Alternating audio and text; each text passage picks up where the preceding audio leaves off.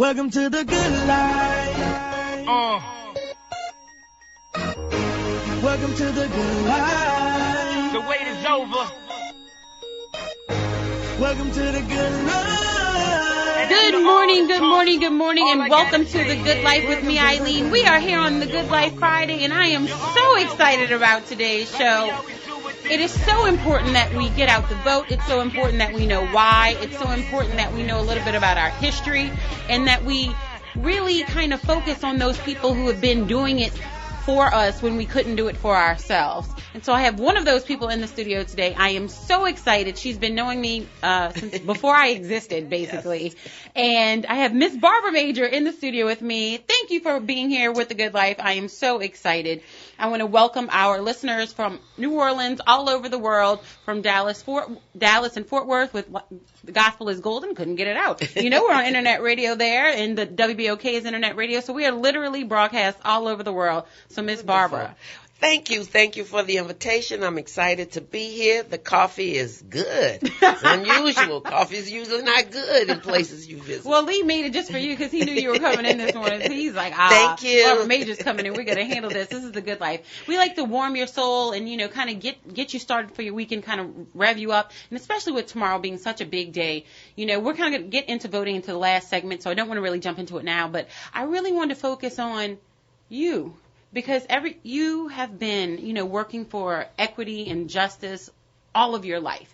And you are at the forefront, and you are the voice for people who don't have a voice on so many different levels, especially in the RTA. You were there for years.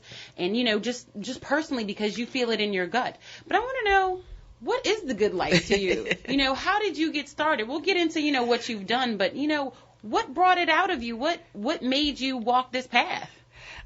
You know, I've come to the conclusion that God created me to walk this path. The other thing is my love of family. I love my family unconditionally. I come from a very large family. And love of my family means that I love those that came before me. And it's interesting. I've always done the work, didn't always know why I did the work. And I remember, you know, when you're a little kid, you grow up, you go like, you know, I'm going to grow up, I'm going to get rich, I'm going to buy Aunt Dean and Uncle Verl this house because they got 8 kids, they're going to have this, they're going to have, I'm going to buy, I'm going to do all these things. We're going to have a compound. That's right. My mom, I'm going to fly all this stuff. Yes. And I didn't get rich. And I couldn't buy all of those things. But one time I was involved in some activity, and it was televised when I went back home to the country where my family's roots are, which is Franklinton, Louisiana.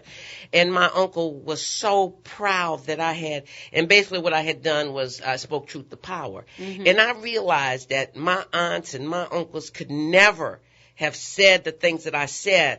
And I said it would be sinful for me not to say the things that need to be said when my people who protected, nurtured me, took care of me, when they didn't have that voice, I owe it to them to always speak truth to power because they couldn't. And, you know, like a lot of folks, like if I was there, I would have said, you wouldn't have said nothing. You'd have shut up or you'd have been gone and you wouldn't have had no legacy because they would have taken you out. So it is because of my family. And then that family grew to be way outside of my biological family. So the unconditional love of black people. I mean, and that's a hard place to get to because, you know, you want to love your folk as long as they do right, you know. But getting there, it allowed me to do what I do. But I don't do it by myself. One, I tell folk who really know me, like, you know, like I tell folk, I believe in a God, and I don't mean I'm sitting up in church every Sunday, but I believe in God, and I believe it is God's will that we ensure that everybody is treated with full humanity. So folk who don't do it, don't tell me you know Christian, because you ain't. And I got some friends who are atheists do better. You know what I'm saying? So I do what I do because I'm really called to do it. I know that now. Don't always do it right now. No, I mean, none of us are perfect. Right. But you put one foot in front of the other, and you walk that path. Exactly. So, of course, there is no perfect world. Exactly. But if there were a perfect world, with all the work that you do, what would the good life look like to you? You know, it's an interesting question, and it's actually not a question I've not been asked before. It's like, so what do you want? And people usually throw out theories. Well, this is the good life. Yeah, it's like you want a socialist society. You know what? And I haven't figured that out. I do know that people wouldn't be hungry or people wouldn't be homeless or there's some basic human needs that everybody would have. but I don't have a name for it. Mm-hmm. And but I just know Heaven. that there would I just know there would be no suffering, there would be no anger, there would be no hatred. Those things I know. And some people say, well, that's heaven. No, but Right. this utopia, I don't know. And so a lot of us, unfortunately, spend a lot of time trying to put a name on it rather than trying to build it. Wow. So I'll try and build it, Hello. and somebody can name it later on. Whatever they want. That's what Exactly, I'm because saying. so many of us get kind of fixated on putting a name on it. Yeah. Whatever religion or whatever Right, it is. like- It is what it is. Whatever Yeah. works for you works for you, as long as Yeah. you're being a good person. You're what I'm you're saying. working for equality and justice and fairness, Right. and that's what you've done so often. it. Having been in the political realm and the community activism for so long, and having seen the trends change, or kind of the changing of the guards a little bit, having been there through the hard times, because we were talking about a little bit earlier in the week about just voting and the 1964 Exactly. Thank Louisiana test. Having been Exactly. through those times, what inspired you through that time to keep it moving? And folks out there, when she say having been there a long time, she's talking like 40 years. I know I got this young voice, but I've been around a while. As somebody say, I'm seasoned. I like to say that I'm older, and I'm an elder, and I really appreciate that title. Too many of us run from being elders in our community. Need more elders now. The inspiration, because I was always, though, surrounded by a group of witnesses, folk who were doing it with me. I was never alone. And so folk, and actually believing in the possibility that things could be different. I had to believe, and I still have to believe in that. And so God has allowed me, though, to be in the midst. Even we were talking earlier, I talked about you and Telly, and I'm around another group of young people who still believe and still see the possibilities for change. So for me, it was, I don't know, maybe it was having come out of that real segregated community that I had achieved the ability to dream and imagine. Now my babies don't dream, and they can't imagine. And because we've not created. I lived in a society all black, a community all black, that nurtured my humanity and instilled in me the possibility that I could be. And not only the possibility that I could be, but the fact that I was. Right. And so when I stepped into that hostile society out there, majority white, nobody could tell me that I was not brilliant, because folk that loved me had already convinced me that I was. Nobody could tell me I wasn't beautiful, because folk that loved me had already convinced me that I was. They couldn't tell me what I couldn't do, because folk that loved me had already told me what I could do, I should do, and I must do. And that kind of, and that's not way educated people. It wasn't about, these were black folk who worked hard and, picked cotton and okra and all that stuff. And then in the city who worked on the riverfront. But still, I had a very protective cover that generations after me actually did not have. We are here with Barbara Major, and she has been a community activist for fairness and equality for all in so many different areas of life. And you speak of, instilling that belief within yourselves. Do you find that that's missing a little bit in today's society with our new generation of parenting and children? I think it's missing a lot. And some people may disagree, but the whole issue around integration, and it's like, and I agree, it was one of the worst things that happened to us. And for me, the understands, because we didn't develop or design a course for integration. It got developed and designed for us. So what happened, and I always take responsibility for my generation.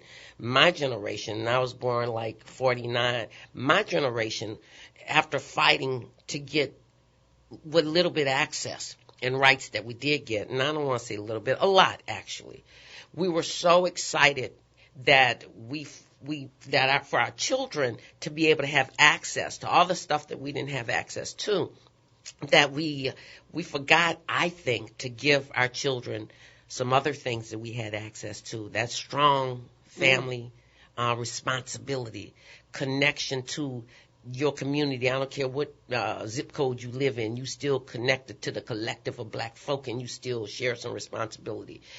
Like we were so grateful to be able to have them go to swimming pools and go to this and go to that. And I see that sometimes the few privileges that we were allowed to offer our children disconnected them in a way. Because it's interesting when I look at the privileges that white people have, and I look at the things that we want to get that they have as a privilege and we don't have as a right. Sometimes when we get those things, we forget the other things like family, like community responsibility. So it's a lot missing now, and I love the saying, it takes a whole village to raise, and it really does take a village to raise a child. However, that village needs to be healed. Spiritually, emotionally, and right now, my village to a great degree is broken and hurt and damaged. And so as we look at working with our children, we cannot separate them from the communities that they come from. And so we've got to look more comprehensively at how do we instill in our children their self-worth, their connectiveness to each other, and their responsibility to each other. I know it can be done.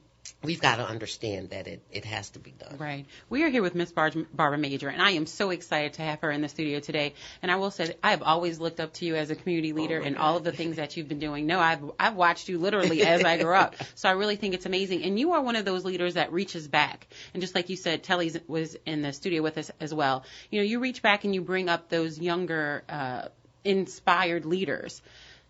Do you find that, or I have found this, that we need more of our elders, as you call yourself, to reach back? Absolutely. And to bring up the community so that we can continue this cycle? Because I think, that cycle's a little bit broken. It is. And it's interesting that you asked me that question, because right now, it's so many of our elders have sort of backed off in a way. However, we need y'all. I know, but we've got to know how to engage you in a respectful way, to actively listen to you. Absolutely. But there's so much that you all can teach us. It's like, I'm always asking somebody to help me with my telephone. But it's funny that you say that, because I think that's the disconnect. I'm in the Ortique Leadership Institute, and there's certain times where we have conversations, and I think just, and I'm not talking about the older people. I'm talking about us having conversations that when we do have conversations, it's like disregarded. But I'm like, we're at a different age where, respectfully we want to come together so we can move everything forward, or everyone forward, I should say. And I'm very fortunate that I'm around and in the midst of so many very brilliant young people. And I'm just in awe. I mean, I always say, if I knew what you know at your age, my God, I could have really changed the world. You have changed the world. Yeah, I'm amazed though at the fact that there's still so many of you.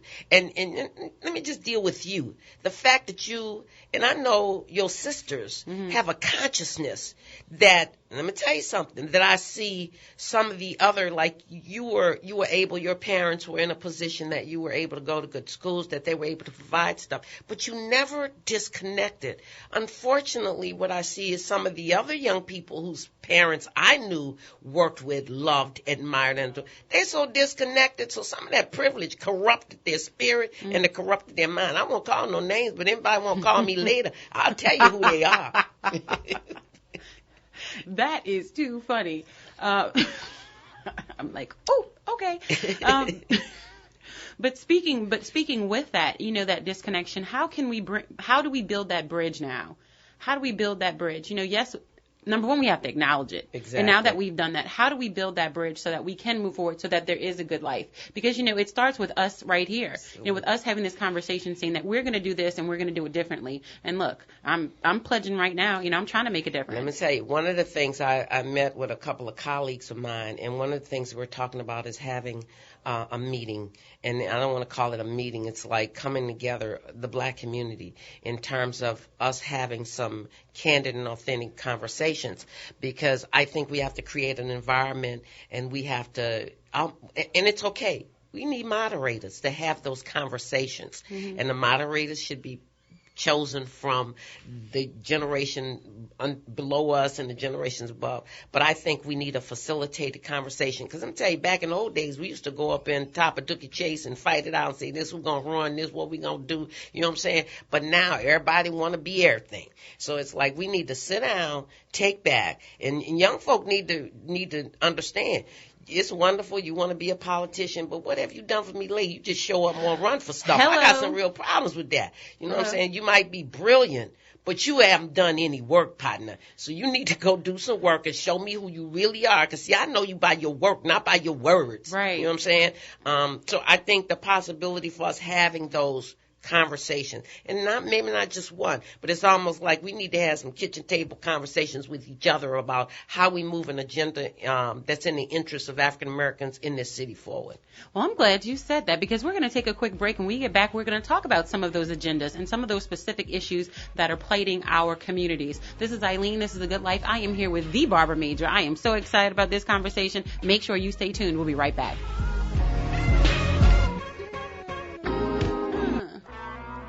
Bring the kids to the WBOK 12:30 a.m. Pumpkin Patch this Saturday, 11 a.m. to 2 p.m. at Stalling Gentilly Playground, across the street from our WBOK station on Gentilly Boulevard. Dress the kids up for a costume contest, face painting, pumpkin decorating, games, candy, and more. This Saturday, 11 a.m. to 2 p.m., the WBOK Pumpkin Patch. See you Saturday. My name is Kathy Childers, and I'm supporting Marty Maley as our next Attorney General. I'm the former executive director of Mothers Against Drunk Driving, and I've known Marty for nearly 15 years. I believe our state needs an attorney general who not only has experience prosecuting criminals, but is also honest, fair, and compassionate, qualities I know Marty to possess. I am confident that he is the most qualified candidate for attorney general, and that's why I am voting for Marty Maley. This ad is paid for by Marty Maley for attorney general.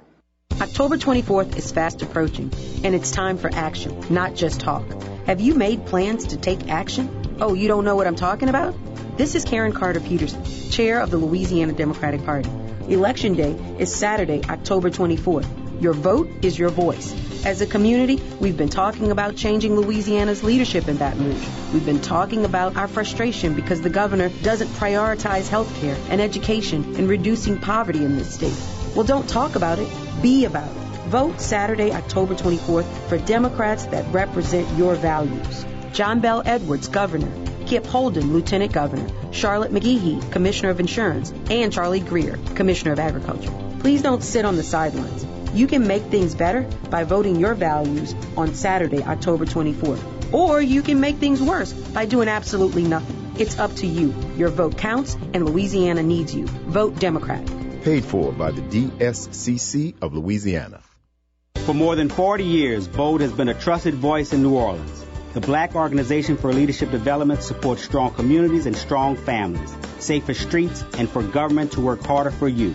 That's why BOLD proudly recommends John Bell Edwards, Governor, Melvin Kip Holden, Lieutenant Governor, Chris Tyson, Secretary of State, Marty Maley, Attorney General, Kira Orange Jones, Bessie District 2, Roy A. Glapion, State Senator, 7th District, Joseph Joe Bowie Jr., State Representative, District 97, Jimmy Harris, State Representative, District 99, Willie Jones, State Representative, District 100, Gary Carter Jr., State Representative, District 102, and Keith Barney, School Board, District 1. Election Day is Saturday, October 24th. Please go out and exercise your hard-earned right to vote. Paid for by the Black Organization for Leadership Development, PAC. In the new Louisiana, everybody wins. Fairness across the board. Scott Angel understands fairness. It will be the cornerstone of his administration. Compassion and fairness at every level. He's from a family of 9 children that were taught by their parents to share. Scott understands sharing. In the Angel administration, no one group will be left out. No one group will be left behind. Scott Angel is the only candidate running for governor that can beat David Vitter. Join the rest of Louisiana in voting for Scott Angel as your governor for a fair Louisiana. We deserve better. We deserve more. We deserve a governor that's fair. Please consider Scott Angel for a fair Louisiana. Number 1 on your ballot. Number 1 for Louisiana. Go tell Angel. Paid for by Join the People PAC. Next.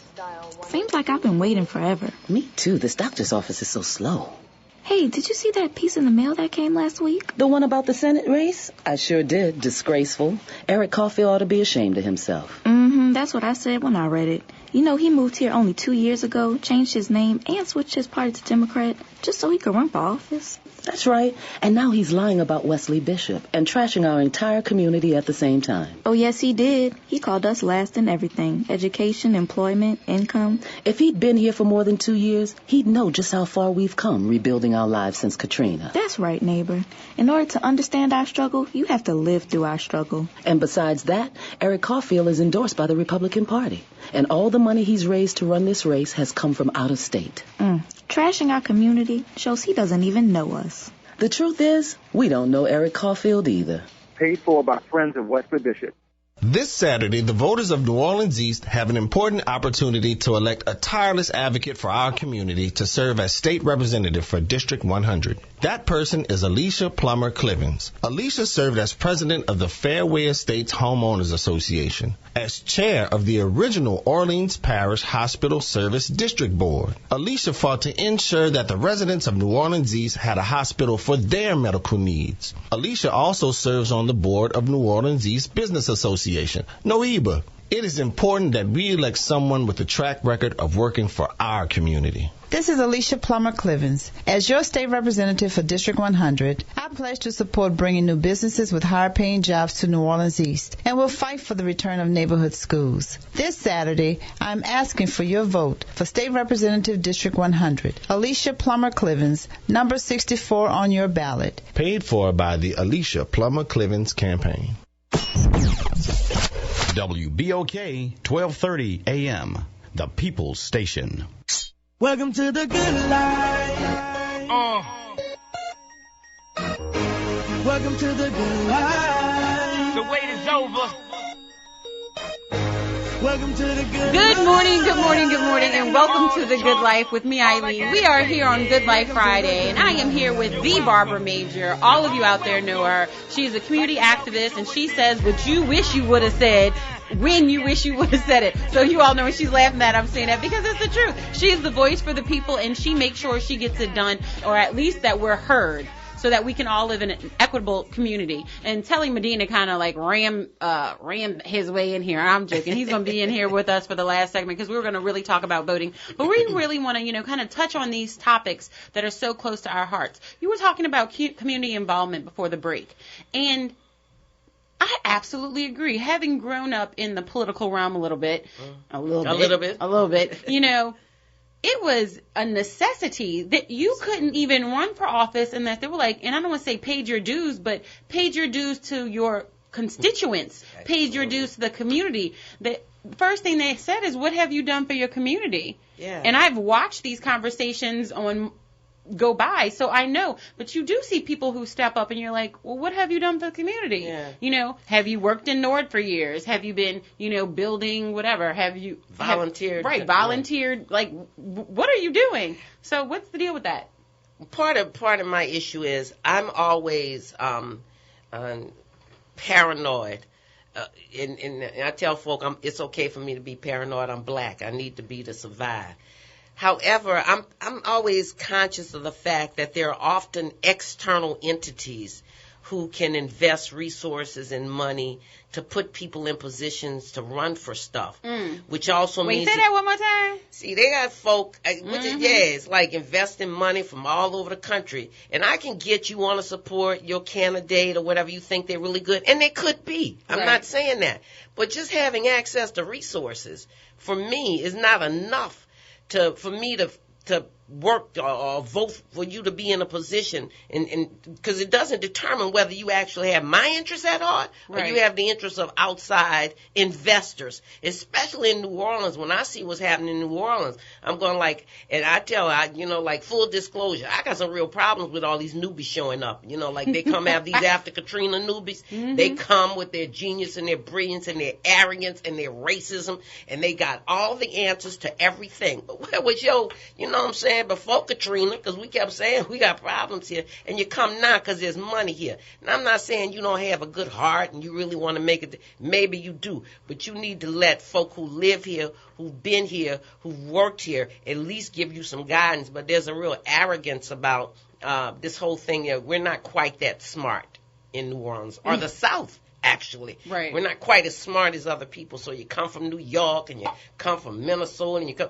I don't care where you come from. You need to sit down, be respectful, listen and learn from the community, because I'm sure you have something to offer, but don't shove it down my throat, because guess what? I'm going to throw it back up all over you. Right. And you know what? I'm glad that you brought up that point, because we have seen a lot of that with contracting. Oh, and, Lord. DBE, the good faith effort. And, I've been in that arena for a little while. Yes. So, this is a topic that touches our heart. And I really wanted to get to this because, we've been trying to get, a percentage for the state, Yeah. We don't. What is the deal? Because, look, you're shaking your head, but, it's a conversation that needs to be had, and it's the good life. We're going to have the conversation. You know what? The state of Louisiana does not have a disadvantaged business and DBE program. So, therefore, even when President Barack Obama dropped that $2 billion to rebuild our schools, he dropped it at a state level, one in a state that hates him.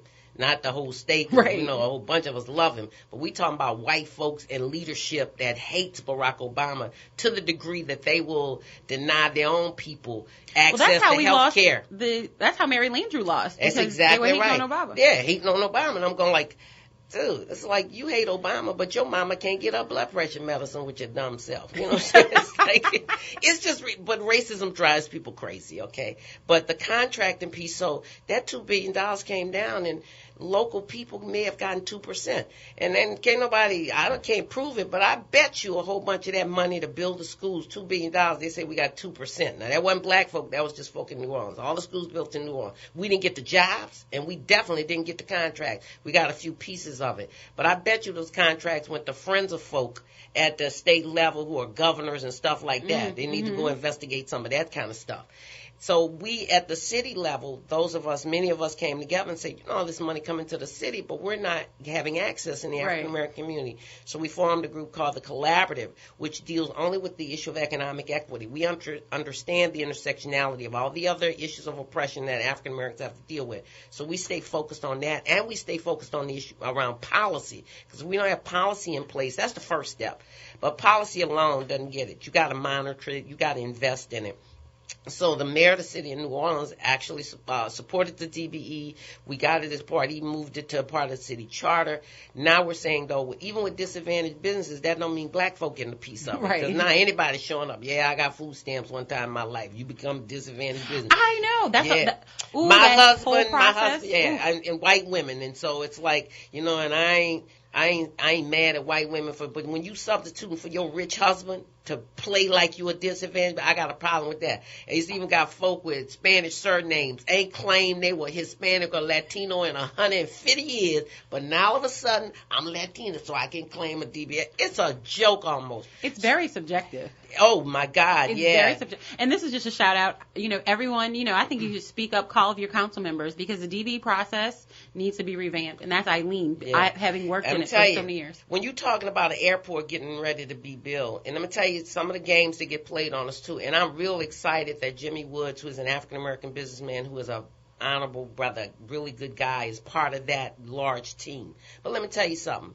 Even with Jimmy, I ain't satisfied, because making one black man richer ain't enough. If we don't create wealth in the African-American community overall, then it really doesn't have the kind of impact. So I'm really right now concerned about that airport deal, because it sounds like a lot of shenanigans going on, and I can say that. I ain't no contract. I ain't trying to get no contract with them.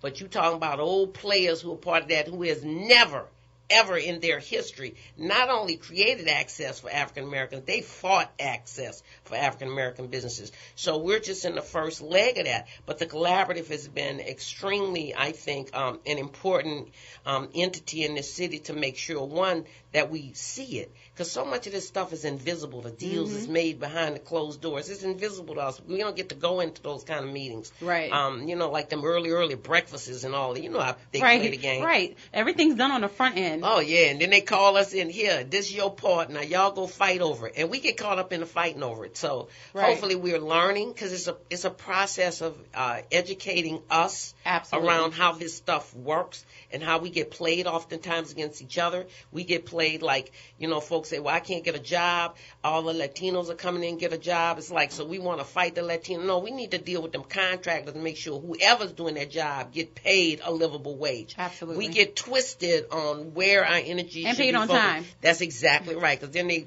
they cut us out, especially our businesses won't hold for 90 days. Small businesses can't wait do 90, that. You but can't they do know that. it. They know it. So we pushing for policies that guarantee the folk get paid, but also my folk need access to capital to do what they need to do. When you've been locked out all of the time, it's hard now to step up and say, okay, well, as long as you have your money. And let me tell you something. I be wanting to punch out black folk who show up talking about, black folk got to get their stuff together. No, you need to go sit down. I don't hear you saying that about all the white business out there who don't have it together, but yet can access contracts and stuff. So we need to look inside and understand that we get set up, we get trained, framed, and then we get set out there to go knock small black businesses. So hopefully we've learned some stuff. Hopefully I made some folk mad, and hopefully they'll call me and tell me I ticked them off. Well, we have 2 callers right now, and it's funny because we talked about this before the show. My father has always taught me this. The only thing people respect are your mind and your money. So we just talked about your mind. We're going to take these callers, and then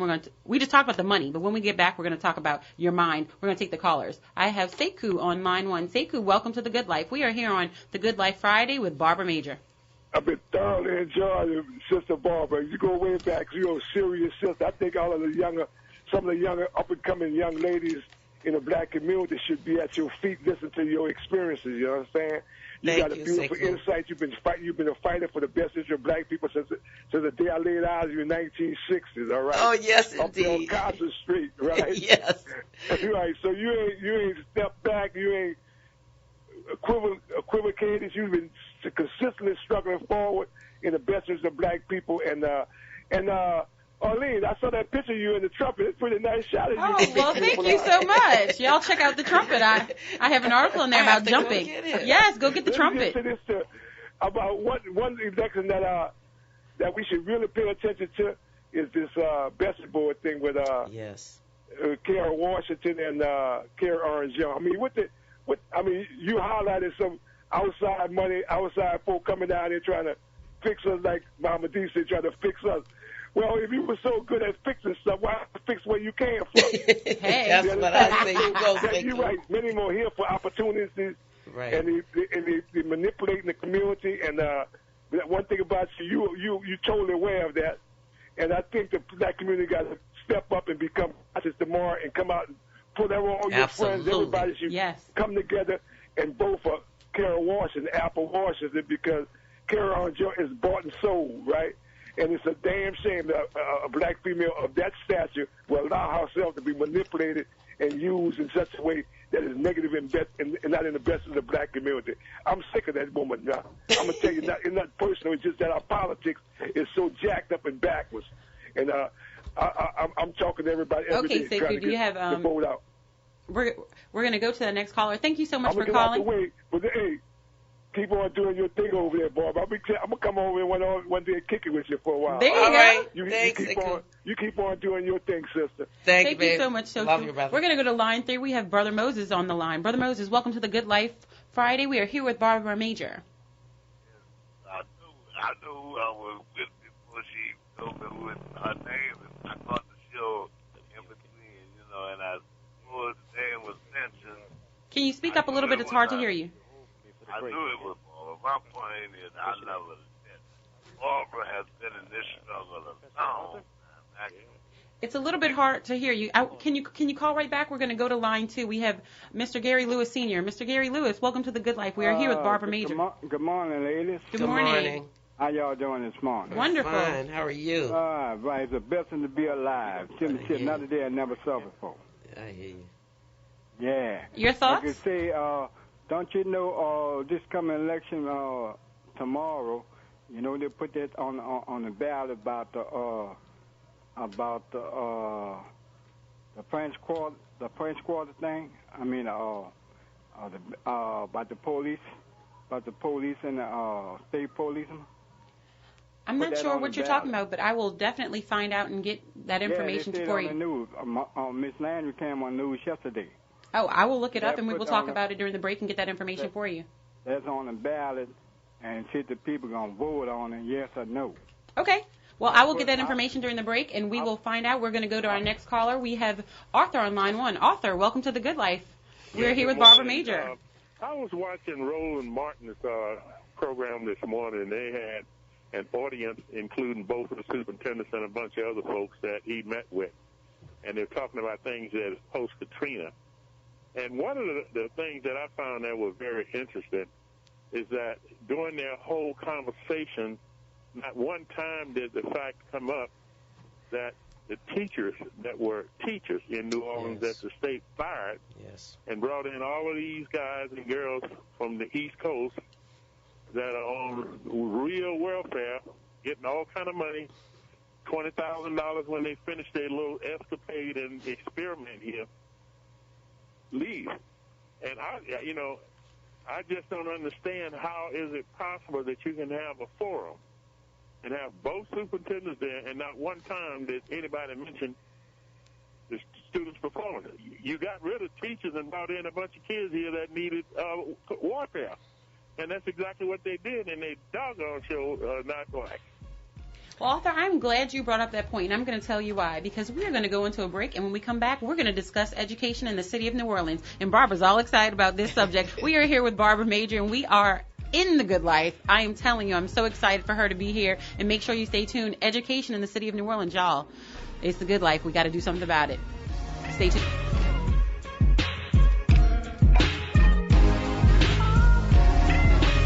In St. John Parish, there's only one true leader in the race for president, Natalie Rowbottom. Natalie received national awards for her leadership during Hurricane Isaac and got millions in emergency funds to help people. Natalie Rowbottom's improved recreation, roads, emergency preparedness, and programs that benefit our community. St. John Parish, we have a true proven leader. Re-elect our parish president, Natalie Rowbottom. Paid for by the Natalie Rowbottom Campaign Fund. Wesley Bishop is attacking Eric Caulfield. He says he's proud of his record, but maybe he shouldn't be. After 5 years in office, his district now ranks last in the city in high school graduation, last in median household income, and last in the percentage of employed residents. How can we address a 52% non-employment rate among African American men if they aren't graduating from high school? How can we make sure that they can get quality jobs?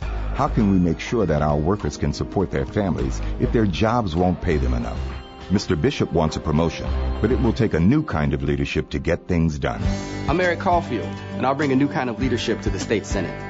Eric Caulfield was appointed by President Barack Obama to serve as a White House fellow and also to lead a federal partnership with the city to make things better for the people of New Orleans. I think people are hungry for a change in leadership. They want to see something different. Vote for Eric Caulfield, number 41, State Senate, District 4, a new kind of leader for New Orleans. Paid for by the committee to elect Eric Caulfield.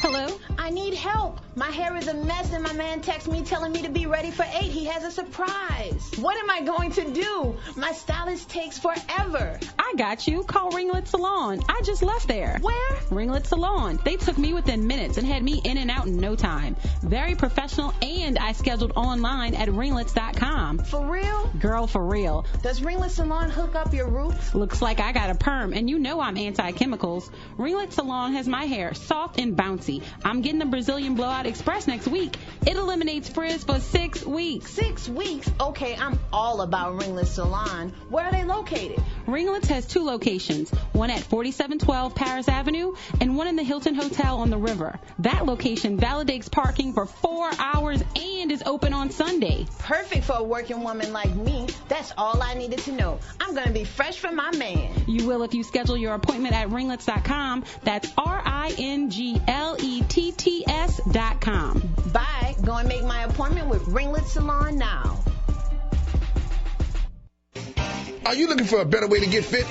Bored with the same old routines? Looking for results or a way to instill discipline in the kids? Tiger Rock Martial Arts is the answer with Taekwondo, kickboxing, and self-defense classes. Tiger Rock diversifies your training in ways that allows individuals of all ages and fitness levels to feel like a champion. Join Tiger Rock today. TigerRockNola.com or 504-455-9694. That's 504-455-9694 with a 3-class starter pack starting for only $38, which includes your training uniform.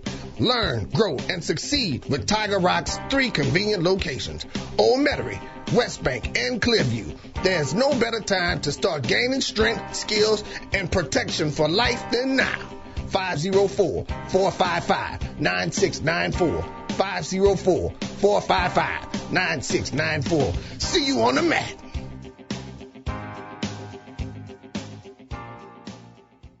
For more than 40 years, BOLD has been a trusted voice in New Orleans. The Black Organization for Leadership Development supports strong communities and strong families, safer streets, and for government to work harder for you. That's why BOLD proudly recommends John Bell Edwards, Governor; Melvin Kip Holden, Lieutenant Governor; Chris Tyson, Secretary of State; Marty Maley, Attorney General; Kira Orange Jones, Bessie District 2; Roy A. Glapion, State Senator, 7th District; Joseph Joe Bowie Jr., State Representative, District 97; Jimmy Harris, State Representative, District 99; Willie Jones, State Representative, District 100; Gary Carter Jr., State Representative, District 102; and Keith Barney, School Board, District 1. Election Day is Saturday, October 24th. Please go out and exercise your hard-earned right to vote. Paid for by the Black Organization for Leadership Development, PAC. It's almost that time again, Bayou Classic time, and tickets are on sale now. Make sure you're in New Orleans as the Southern Jaguars and Grambling Tigers take over the Crescent City for the biggest classic weekend in the country. And who will take home the new trophy for the first time? You need to be there to find out who. It starts Thursday, November 26th at the Bayou Classic Thanksgiving Day Parade. On Friday, see the Ultimate Battle of the Bands and Greek Show. And on Saturday, the teams go head-to-head on the field at the Mercedes-Benz Superdome.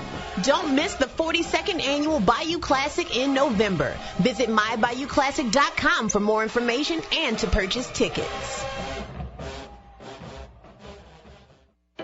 This is Dale Atkins, Clerk of Civil District Court. In the upcoming election for governor, a lot of candidates say they'll be there for us. We've heard it all before. But there's only one candidate for governor that has been there fighting for us all along, John Bell Edwards. Fighting to expand Medicaid, fighting to increase the minimum wage and for equal pay for women, fighting for our teachers. John Bell Edwards has been standing up to Bobby Jindal, fighting to prevent the devastating cuts to health care and education, while other candidates did nothing. I'm asking you to join me in voting for John Bell Edwards, the only candidate for governor who will increase the minimum wage and fight for equal pay for women. This is Dale Atkins, reminding you to vote early to October 17th on Election Day, Saturday, October 24th.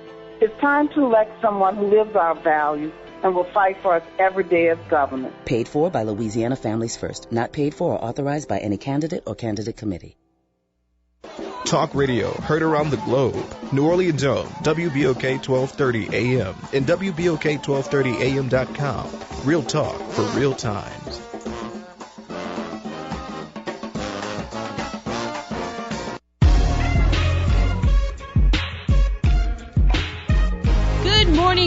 Good morning, and welcome back to The Good Life with me, Eileen. We are here with Miss Barbara Major, and we are stirring the pot this morning. That is The Good Life. We are opening your minds to living differently in the world. If you want to follow us on social media, make sure you do that at The Good Life Radio Show. That is The Good Life Radio Show. That is TGL Radio Show on Twitter and Instagram, TGL Radio Show. And if you'd like to get involved in The Good Life, make sure you give me a call at 504-400-7127. That's 504-400-7127.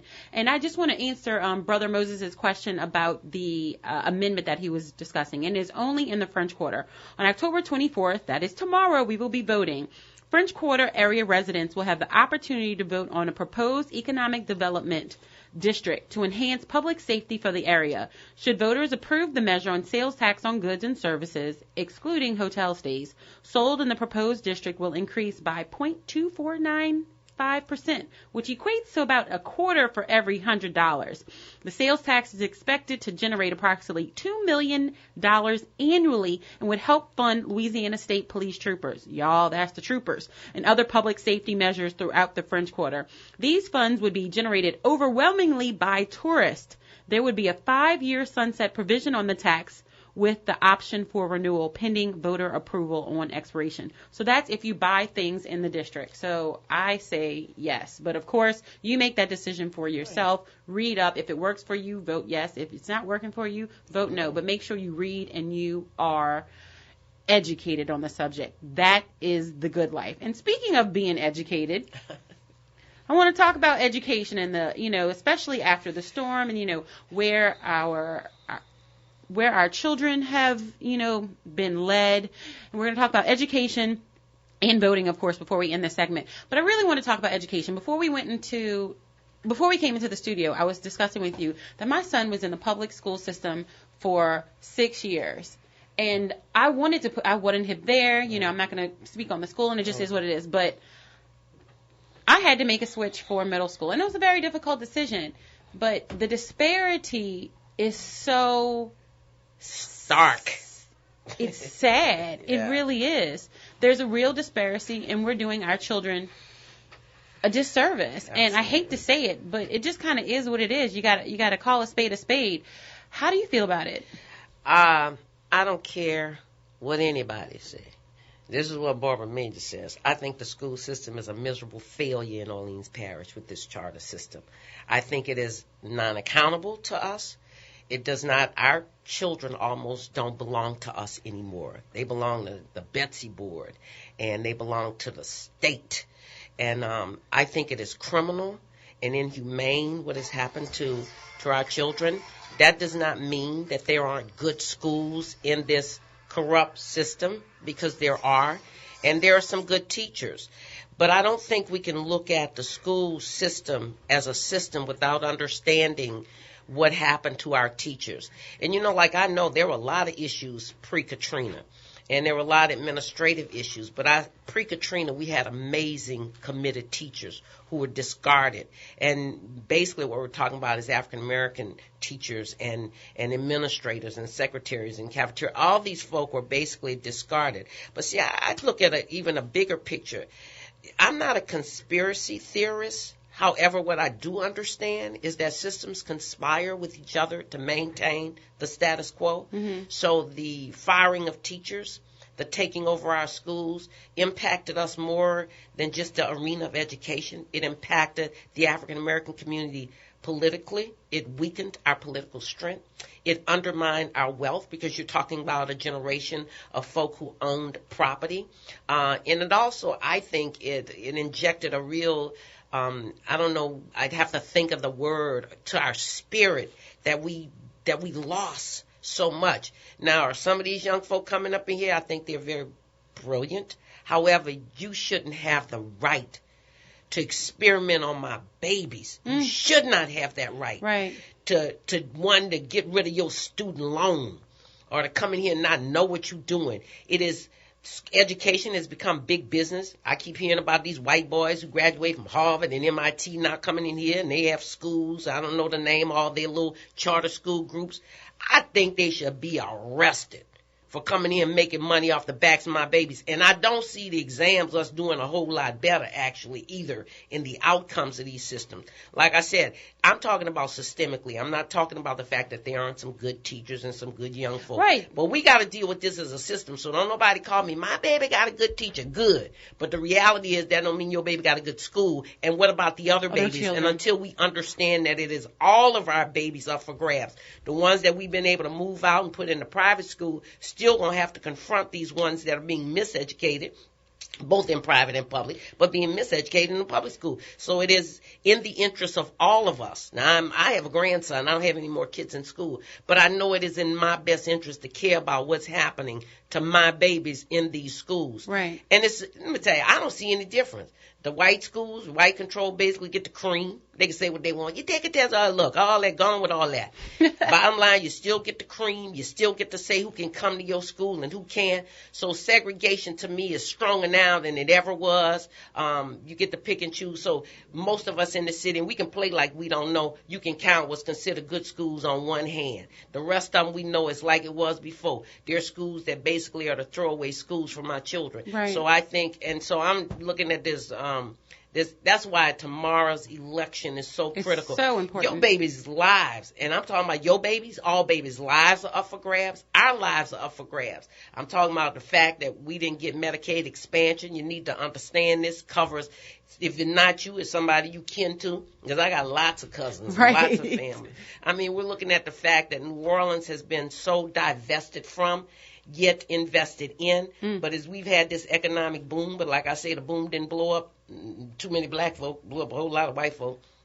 I'm going to call it like I see it. Right, that's what I say. But I think it's 10 years after, but it didn't trickle down yet. We need to, and you know, a funny thing I read that the Cowan Institute, they come back and say, well, you know, like we kind of made a mistake in the numbers. It was buried somewhere in the middle of the paper, and I never heard anything about this charter system. And I'm talking about these white women, same thing, come say, ain't nobody asked you to come save me. You need to go home and save your own people, because they're the ones with the problem. So when I look at folk, you know, coming on TV, and they, you know, like, the charter system, no, it don't. It don't. It does not. And I'm a public school graduate. Not that it does. It does not work in the best interest of the African American community. Okay, I'm sorry. I can tell you how I really feel about that. No, but that's what it's all about. It's telling you how you really feel. And, you know, as a public school parent, you know, when he switched schools, one of the most shocking things to me, and I can't speak to everybody, I'm speaking of simply my situation, is there were certain things that he simply had not learned, had never even been presented to him. And the only thing that separates us is exposure. Right. And our children simply aren't being exposed to the things that they're going to need to walk into success. They simply aren't being exposed. It's not that they aren't intelligent. They simply aren't being exposed. I'll tell you the other thing, too, that we really have to grapple with is that our children in New Orleans suffer from trauma. First of all, being black in America, you already have to deal in a dual reality, because I got to walk in my own community, then I have to understand how to walk in a dominant white community and institution. You then superimpose Katrina on that. So even if it's not my babies, it's the parents of my babies. So we can't think we just going to go in and induce knowledge on our children without, one, working with the pain and suffering that they've had to deal with, being in communities of violence, you know, and understanding how that all happened. And I'm just concerned that we are not we're not taking care of our children, and we're not taking care of their families. And I keep saying to folk, you know, when I look at the killing that's going on in the street, and I go like, how old were these babies after Katrina when they were separated, when the whole nation said to them that you don't count and you don't matter?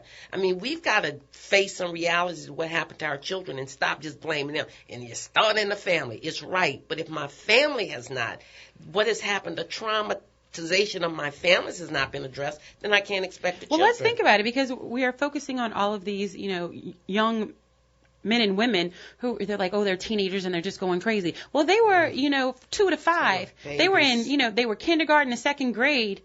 The children in high school were in kindergarten to second grade. Think about that.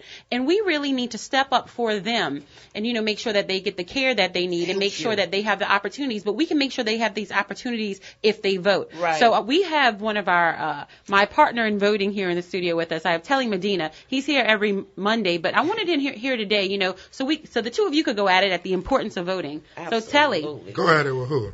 Messenger, you know, about the importance. Not go at it, but you know what I mean. Oh gosh, y'all, you see what I put up with? She got a daughter-in-law that's crazy. I'm not about to fuss about it. Anytime, go ahead. Miss Barbara, the importance of voting. Tomorrow is a big day. Yeah, it is. You know what? And first of all, I have to acknowledge that I understand some of why so many people have disengaged from the political process. But what I have to remind people of is how disappointed were those who came before us, whether it was Martin or whether it was, you know, Sojourner. I mean, I know these people got tired, or Reverend C.T. They got tired a lot, y'all, and they were disappointed. But they didn't stop, and they kept showing up. It is such an imperative that we keep showing up. You know, I can almost shed tears sometimes. I go like, but we got to keep going, because when we stop, they don't stop. Right. They don't stop. So I urge people, I'm not telling you who to vote for. That's not, but I'm telling you, please exercise that right. And I know you've heard a million times, people paid the price for it. They did. In reality, though, you're going to pay a price for it when you don't vote. and your babies and your grandbabies. I'm talking about generations will pay a price when we don't engage in this political process. Until they get none of the above on the ballot, we got to pick somebody. Right. So pick somebody, because when you don't, then they get picked for you. Hello. And they get to act out on you. So it is so critical that we show up at those polls and that we vote. And I don't care if you don't understand some of that stuff, call somebody. Like the brother called this morning. Call Eileen, call somebody and ask them the question. But it is so important that we continue to be engaged in this political process. We got to keep on. It's not right. It ain't straight. None of that. But the bottom line is, unless we're involved and we're trying to make it right and we're trying to straighten it out, it'll stay crooked and it'll stay the way that it is. Sally. I think if you're not at the table, you're on the menu. Mm.